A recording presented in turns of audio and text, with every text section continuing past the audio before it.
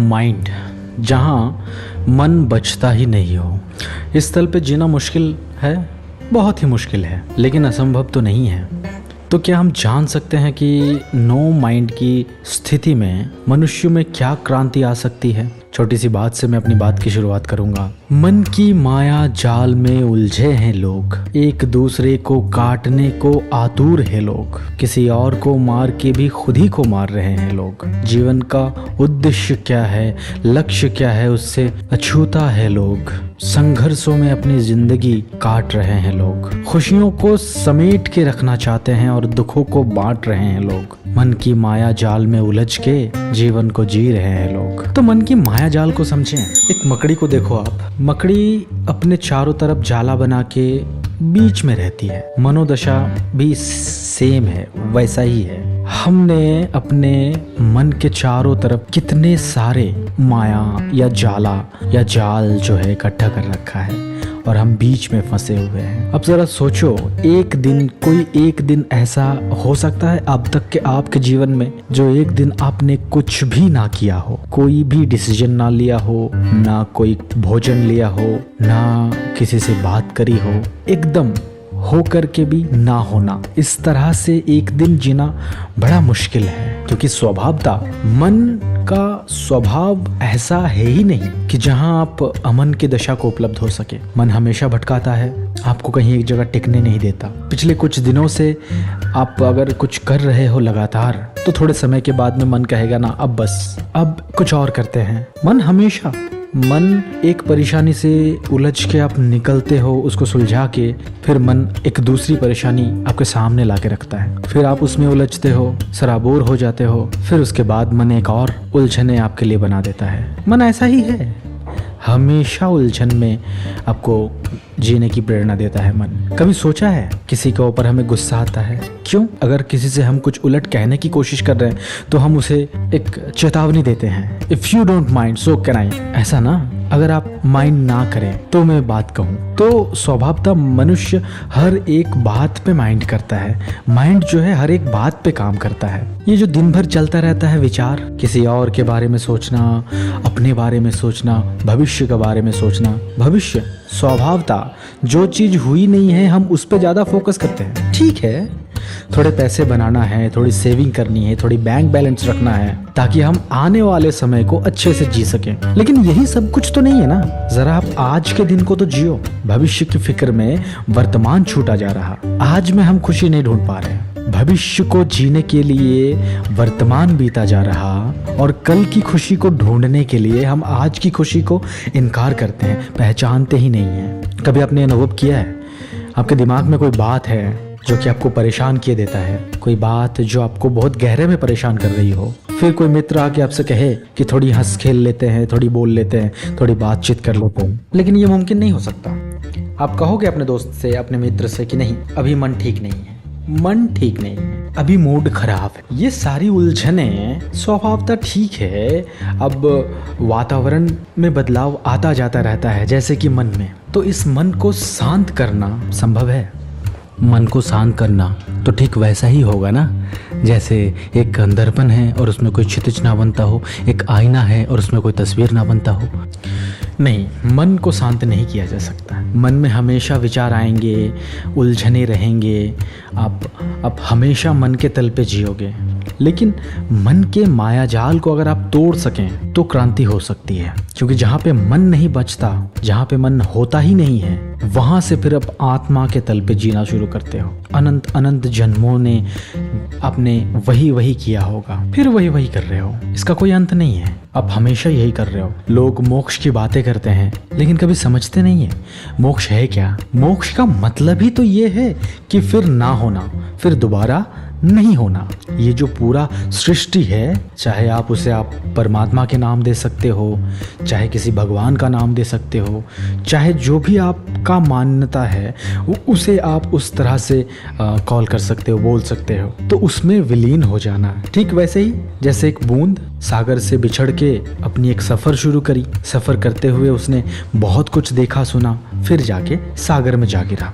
तो क्या आत्मा का जर्नी, आत्मा का जो सफ़र है वो ऐसा ही है।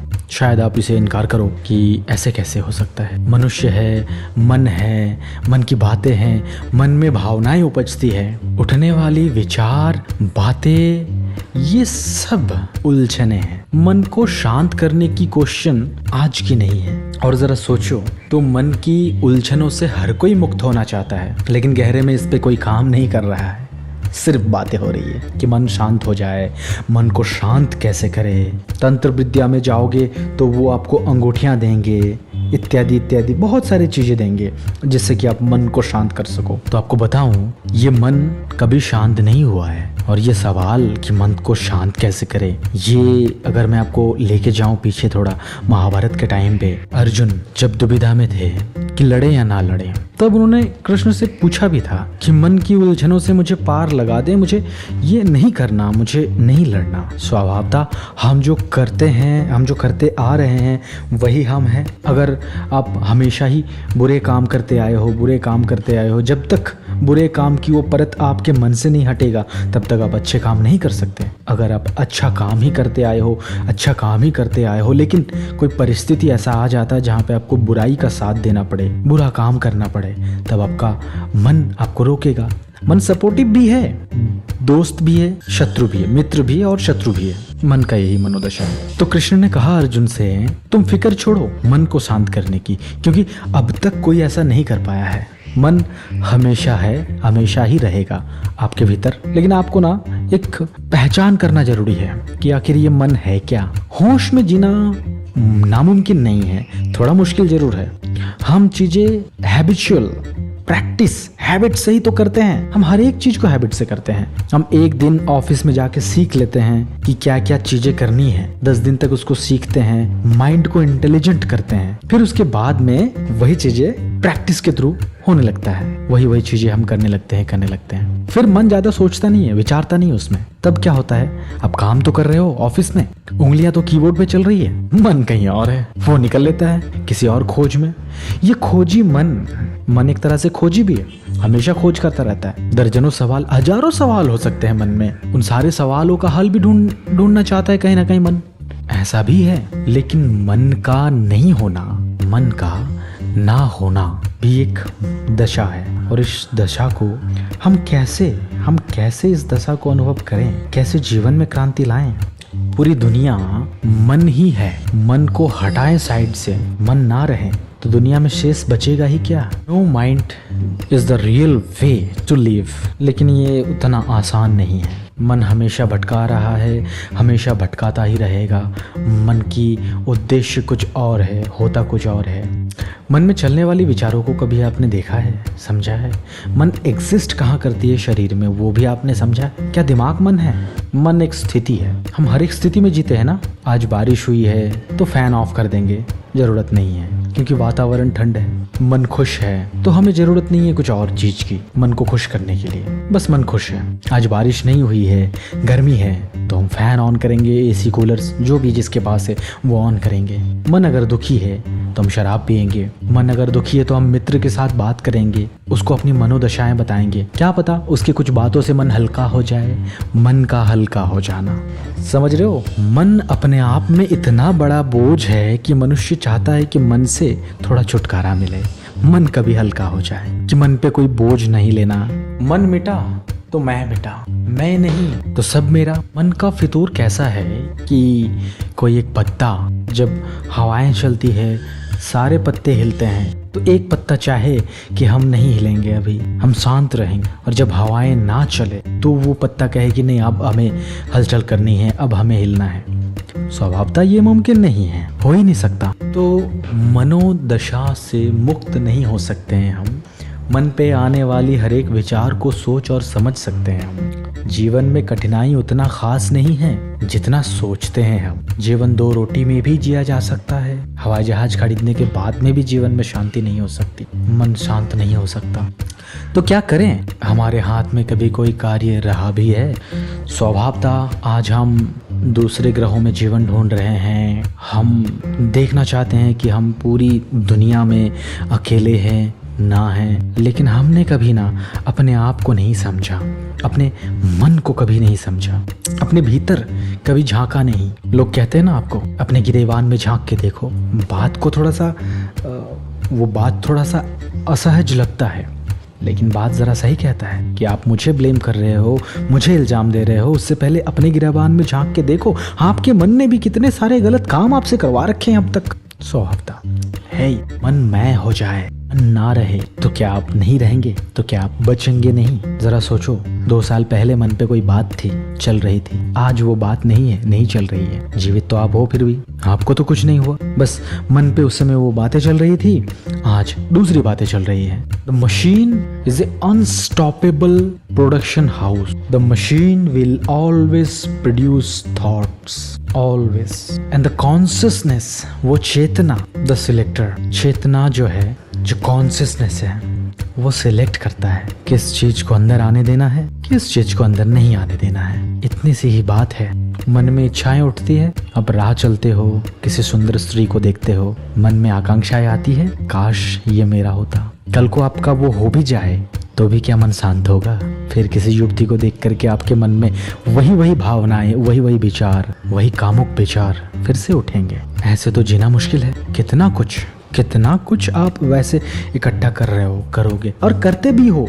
आप इसी मन के आकांक्षाओं से, मनोदशाओं से आप हर एक चीज, कूड़ा करकट, या तो फिर कह लो आसपास में रहने वाली चीजें सब इकट्ठा कर लेते हो। कभी अपने घर को देखा है? कितनी सामान है घर में आपके जो सिर्फ सजावट के लिए है, या तो सजावट के लिए नहीं भी है, उसका उपयोग आपने शायद कई दिनों से, कई महीनों से, कई सालों से नहीं किया, लेकिन फिर भी है आपके पास, वो है। आप उसे हटाते नहीं हो, जगह खाली नहीं करते हो। ठीक है, मन को हम शांत नहीं कर सकते हैं, विचार मुक्त नहीं कर सकते हैं, चलने दे उसे, जो भी आ रहे हैं मन में आने दे उसे। लेकिन घर के मालिक आप हो, आप चयन करो, आप सिलेक्ट करो कि क्या रखनी है, क्या नहीं रखनी है। The consciousness is the owner of your completeness, totalness. तो उसके ऊपर छोड़ दे, चेतना के ऊपर, कॉन्शियसनेस के ऊपर, कि क्या अंदर आने देना है, क्या नहीं आने देना है, क्या मन पे रखना है, क्या मन पे नहीं रखना है। आपके दुखों के कारण भी आपने कभी खोजा है गहरे में? आप रास्ते से चले जाओ,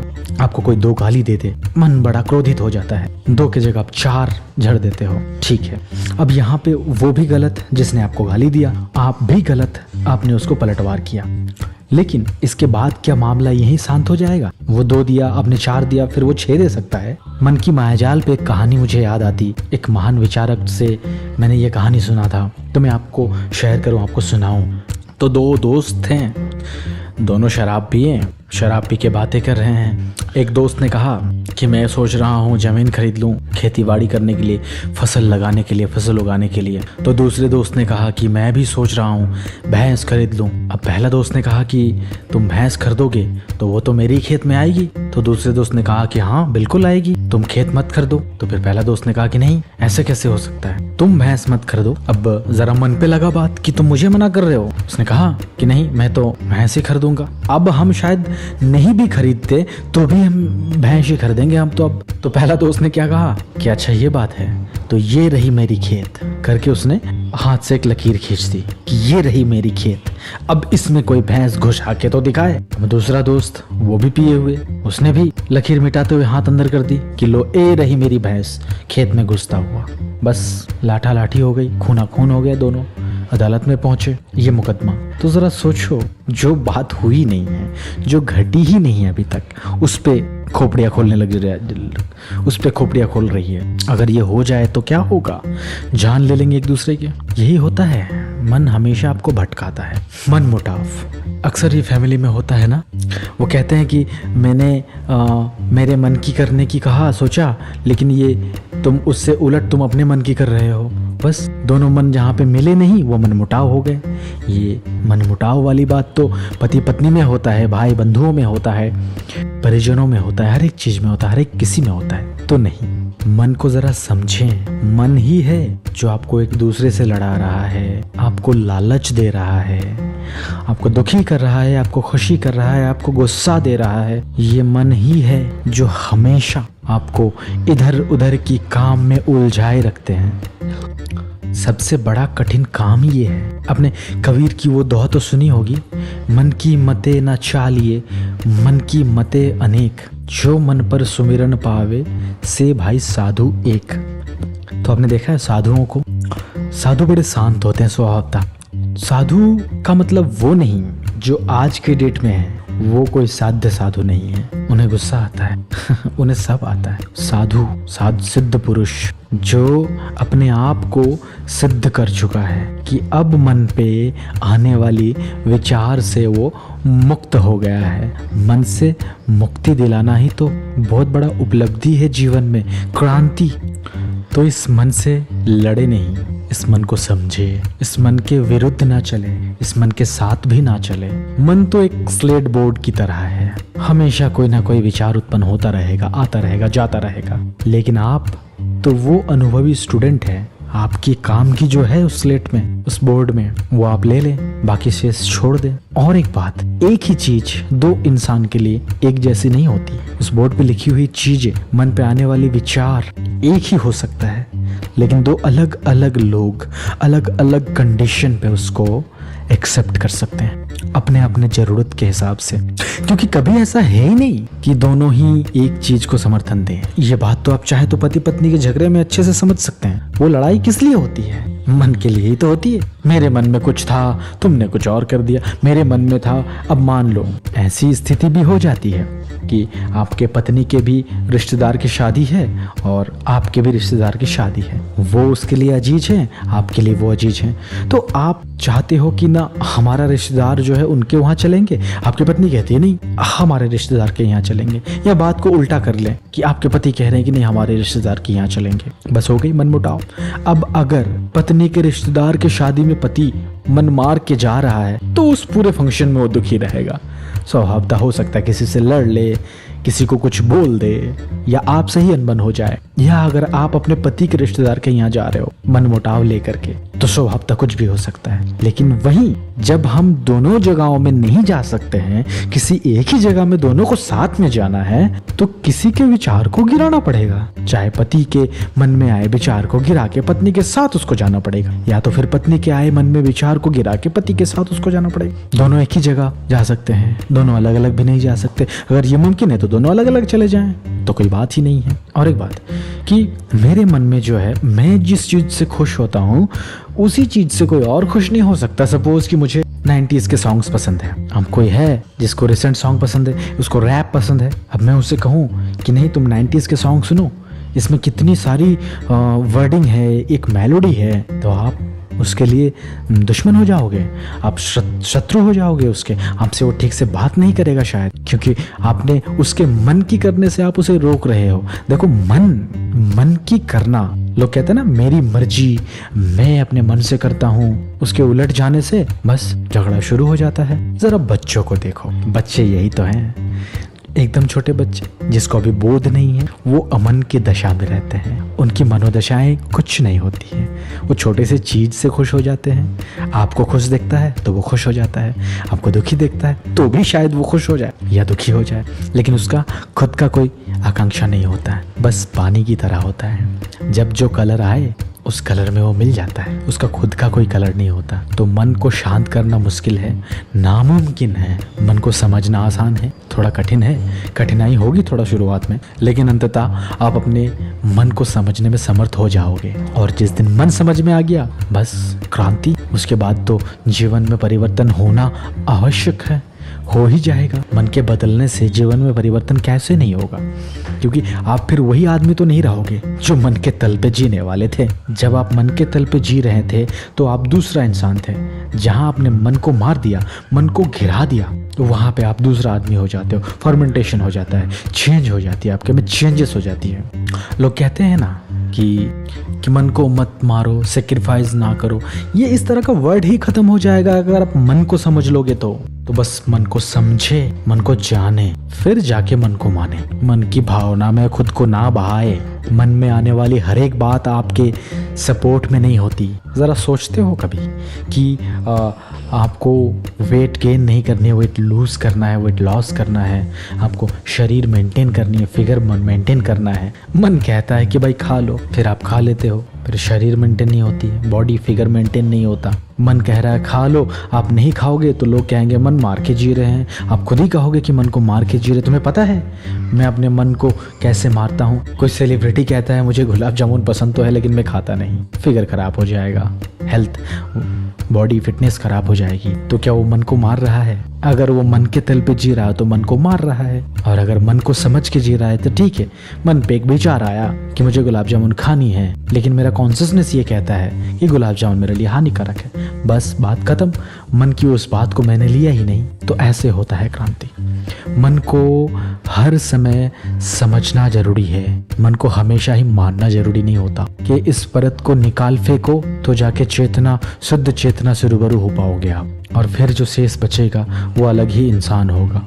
फिर आपको सुख और दुख का कोई बोध तकलीफ में नहीं डालेगा। ठीक है, सुख है तो सुख है, दुख है तो दुख है। तो मन की दो आकांक्षाओं का एक और एग्जाम्पल आपको सेट कर दूं, एक कहानी आपको बता दूं तो शायद आपको और ज़्यादा गहरे में बात समझ में आए। दो साधु एक मकान में रहते थे। गांव के बाहर था वो मकान। एक शाम दोनों साधु अपने भिक्षा के काम में बाहर गांव में गए थे। शाम जो है बहुत ज़्यादा आंधी तूफान चली, और आधी झोपड़ी जो थी उनके, अब साधु का मकान कोई पक्का ईंट पत्थर के तो होंगे नहीं, आधी झोपड़ी के छप्पर जो है वो आंधियों ने उड़ा ले गया। तो पहला साधु पहुंचता है, कहता है हे परमात्मा, हे परमेश्वर, शक होती है तुम पे, तुम हो भी या नहीं, यही है तुम्हारा न्याय। शहर में कितने ही लोग हैं जो गलत तरीके से पैसे कमा के अपने मकान बनाए रखे हैं, उनके मकान तो कभी नहीं गिरते, स्वभावतः वो गिर ही नहीं सकता। और हम दिन भर तुम्हारा जाप करते हैं, तुम्हारा नाम स्मरण करते हैं, तुम्हें मन में रखते हैं, लेकिन तुमने हमारी मकान गिरा दी। ये है मन की दशा। कितनी क्रोध से उसकी मन भर गया, कितना क्रोधित हो गया वो। फिर दूसरा साधु पहुंचता है, वो धन्यवाद करता है परमात्मा को कि हे परमात्मा, हे परमेश्वर, आपको बहुत बहुत धन्यवाद कि आपने आधी छप्पड़ उड़ाई और आधी छप्पड़ छोड़ दी ताकि हम रात सो सके। आंधियों का क्या भरोसा, पूरी मकान ही उजाड़ देता वो, लेकिन आपने आधी छप्पड़ बचा दी हमारे लिए ताकि हम विश्राम कर सके। आप समझ रहे हो, एक ही चीज, एक ही घटना, दो लोग और दो अलग अलग मनोस्थिति। तो इसने, जो पहला साधु था, उसने मन को मान लिया। उसने देखा घर पे आग लग गई है, मन क्रोधित हो गया, गुस्से से भर गया। दूसरा साधु में भी स्वभावतः, अब जैसे एक कंप्लीट चीज को हाफ कर दिया जाए तो जाहिर सी बात है गुस्सा तो होगा, मन तो खराब होगा, लेकिन उसने मन को नहीं समझा, उसने सिचुएशन को समझा। उसका कॉन्शियसनेस ने यहाँ पे ये क्लियर किया कि आंधियों का क्या भरोसा, पूरी मकान उड़ा लेता, आंधी छूट गई तो ये कहीं ना कहीं परमात्मा है, परमेश्वर है, कहीं उसने बचाया इसे। फिर तो वो रात उस साधु ने, जो दूसरे साधु थे, उसने बारिश की बूंदों को आते देखा तो उस आधी छप्पड़ से, आधी टूटी हुई छप्पड़ से, और रात तो उसने वर्षा के गीत लिखे। तो बस आप भी खुश रहें, आप खुश रहोगे तो किसी और को खुशी दे पाओगे ना। अब मैं ही दुखी हूँ, मेरा ही मन दुखी है, तो मैं किसी और को क्या खुश कर सकता हूँ। स्वभावतः बहुत सी बातें होगी, झगड़े हो सकते हैं। मन के तल पे जीना छोड़ दे, मन को समझना शुरू कर दे, तो शायद क्रांति आ सकती है और आप फिर हमेशा के लिए खुश रह सकते हो। और खुश रहना ही तो हमारा प्रथम उद्देश्य है। नहीं, आप क्यों कर रहे हो चीजें, क्यों कमा रहे हो पैसे, क्यों नौकरी कर रहे हो? खुशी के लिए ही ना। लेकिन ऐसे नहीं कि आज दुख है, आज दुखी हूँ, कल खुश रहूंगा ना।